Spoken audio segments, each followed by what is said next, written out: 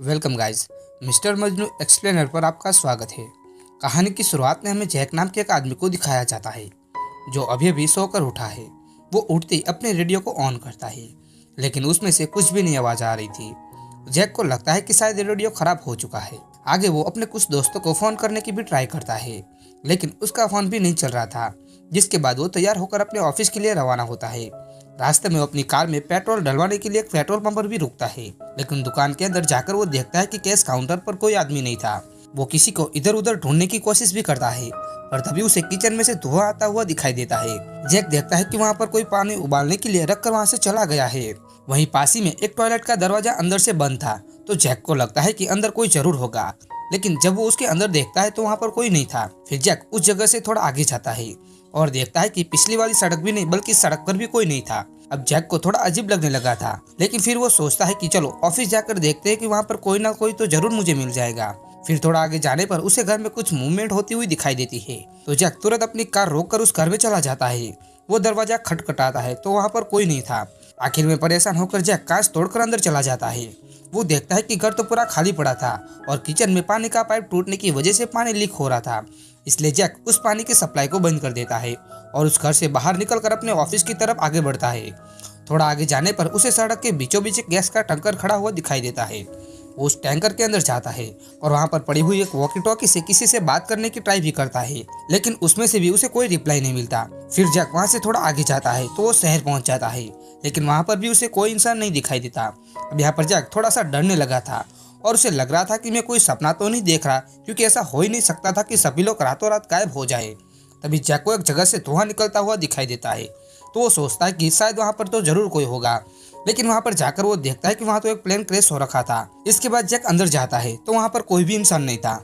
इसके बाद जैक अपने ऑफिस आता है और वहाँ पर किसी तरह की रिसर्च के ऊपर वो काम कर रहा था। वहाँ कर वो देखता है कि उसकी सभी मशीनें तो सही चल रही थी। जैक वहाँ पर किसी को कॉल करने की ट्राई भी करता है, लेकिन दूसरी तरफ से कोई भी आवाज़ नहीं आ रही थी। तभी जैक के मॉनिटर पर एक मैसेज आता है जिसमें लिखा था कि ऑपरेशन फ्लैशलाइट पूरा हो चुका है, और इसलिए जैक जल्दी से उठता है और पूरे ऑफिस में अपने साथियों को ढूंढने लग जाता है, लेकिन पूरे ऑफिस में उसके अलावा और कोई नहीं था। तभी जैक को वो कंट्रोल रूम दिखाई देता है और देखता है कि उसका बॉस तो वहीं पर बैठा है। अब जैक जैसे उसके कंधे पर हाथ रखता है तो वो देखता है तो उसका बॉस मारा जा चुका है। अब ये देखकर जैक डर जाता है और भागकर वहाँ से बाहर आ जाता है। वो जल्दी से उस ऑफिस से बाहर निकलने की कोशिश भी करता है, और तभी वो देखता है कि ऑफिस के सारे दरवाजे अपने आप ही लॉक हो चुके थे। तभी जैक अपने कैबिन से बाहर आता है और रिकॉर्डर उठाकर कहता है कि आज जुलाई 5 है और हमारा ऑपरेशन फ्लैशलाइट फेल हो चुका है, जिसकी वजह से दुनिया के सभी लोग गायब हो चुके हैं। सिर्फ मैं ही हूँ जो यहाँ पर अकेला बचा हूँ। जिसके बाद उस रिकॉर्डिंग को टेबल पर रखता है और वहाँ पर एक बॉम्ब ब्लास्ट करके उस ऑफिस का दरवाजा तोड़ देता है और कुछ ब्रॉडकास्ट करता है। वो अपना नाम और अपना पता बताता है और कहता है कि अगर कोई भी इंसान जिंदा हो तो मुझे आकर मेरे एड्रेस पर मिले। इसके बाद वो पूरे शहर की दीवारों पर अपना नंबर और एड्रेस लिख देता है। जिसके बाद वो एक पुलिस कार लेकर गली गली अनाउंसमेंट करता है कि अगर कोई भी इंसान जिंदा हो तो पुलिस स्टेशन आकर मुझे कांटेक्ट करे। और इसी तरह से ये सब करते हुए कई दिन बीत जाते हैं, लेकिन एक भी इंसान जैक को कांटेक्ट नहीं करता। वही जैक रोज रोज इंसानों को ढूंढ ढूंढ कर परेशान हो चुका था और अब उसे यकीन हो चुका था कि वो इस दुनिया में अकेला ही बचा है। और तभी उसके दिमाग में एक आइडिया आता है कि अगर मैं इस दुनिया में अकेला ही हूँ तो फिर मैं इस छोटे से घर में क्यों रह रहा हूँ। जिसके बाद वो शहर के सबसे बड़े और आलीशान घर में जाकर रहने लग जाता है। आगे वो कार के एक शोरूम में जाता है और सबसे महंगी कार को निकालता है और उसे लेकर घूमने लग जाता है। फिर वो मॉल में जाता है और वहाँ जाकर सबसे महंगे कपड़े पहन लेता है। अब ये सब चीजें करते उसे बहुत ही ज्यादा मजा आ रहा था, लेकिन कुछ ही दिनों में वो इन सब से बोर हो जाता है। अब कुछ दिन और बीत जाते हैं और अब जैक की दिमाग की हालत भी खराब होने लगी थी। वो आदमियों की जगह औरतों के कपड़े पहनने लगा था। जिसके बाद वो वहाँ के प्रेसिडेंट के घर पर जाता है और उसकी बालकनी में जाकर स्पीच देने लगता है। आगे वो शॉटगन लेकर एक चर्च में घुस जाता है और वहाँ पर लगी जीसस की मूर्ति को भी शूट कर देता है। जिसके बाद वो एक बड़ा सा ट्रक लेकर शहर की सारी दुकानों को तोड़ने लग जाता है। अब अकेला रह रहकर जैक पूरी तरह से पागल हो चुका था, इसलिए खुद को मारने की भी ट्राई करता है, पर तभी वो फैसला बदल लेता है और डिसाइड करता है कि अब से वो जिंदगी के मजे ही लेगा। जिसके बाद वो समंदर में जाकर नहाने लगता है और वापस अपने घर लौट आता है, जैसे कि अपने जिंदगी का एक नया सफर शुरू किया हो। फिर एक दिन जब वो अपने घर पर आता है तो वहाँ पर उसे कुछ आवाजें सुनाई देती है। वो देखता है कि वहाँ पर एक लड़की थी जो उसके ऊपर गन पॉइंट करी हुई थी। अब उस लड़की को देखकर जैक बहुत ही ज्यादा खुश हो जाता है और उसे गले लगा लेता है, क्योंकि इतने दिनों बाद उसे कोई इंसान देखा था। वहीं वो लड़की भी जैक को देखकर बहुत ही ज्यादा खुश हो जाती है। आगे वो लड़की उसे अपना नाम जेनी बताती है। वो कहती है कि एक सुबह जब मैं सोकर उठी तो सभी लोग गायब हो चुके थे। मैं अकेले पूरे शहर में घूम रही थी, पर तभी मैंने दीवारों पर आपका एड्रेस देखा तो यहाँ पर मैं चली आई। अब बातें करते करते जेनी सो जाती है और वहीं जैक भी पास में ही बैठा था और उसे देख रहा था। इसके बाद थोड़ी देर बाद वो भी सो जाता है। अगली सुबह वो दोनों शहर की तरफ आगे जाते हैं क्योंकि उन्हें लग रहा था कि अगर हम दोनों जिंदा है तो कोई और भी जिंदा हो सकता है, लेकिन काफी ढूंढने के बाद भी उन्हें वहाँ पर कोई भी इंसान नहीं दिखाई देता। फिर ऐसे ही एक दिन जैक जेनी को अपने एक एक्सपेरिमेंट के बारे में बताता है कि हम वायरलेस एनर्जी बनाने की कोशिश कर रहे थे, लेकिन उस एक्सपेरिमेंट में हम फेल हो गए और मुझे लगता है कि शायद इसी की वजह से सभी लोग गायब हुए हैं। अब ये सुनते जेनी डर जाती है और वहाँ से चली जाती है। अब ऐसे ही कुछ दिन बीत जाते हैं और निकल जाते हैं और अब जैक और जेनी एक दूसरे के करीब आने लगे थे। आगे वो दोनों बाहर जाते हैं और अपनी पसंद की वो सारी चीजें करते हैं जो वो हमेशा से करना चाहते थे। फिर एक दिन जब जैक कहीं जा रहा था तभी उसके रास्ते में एक ट्रक आ जाता है। जैक अपनी गन लेकर उस ट्रक के पास जाता है तो उस ट्रक में से एक आदमी बाहर निकलता है जिसने मास्क से अपना चेहरा ढका हुआ रखा था। वो आदमी जैक पर गन पॉइंट करता है और उसे पूछने लग जाता है कि तुम कौन हो, तुम जिंदा कैसे बचे हो और क्या तुम अकेले हो। तभी जैक भी उसे झूठ बोल देता है कि हाँ मैं अकेला ही हूँ।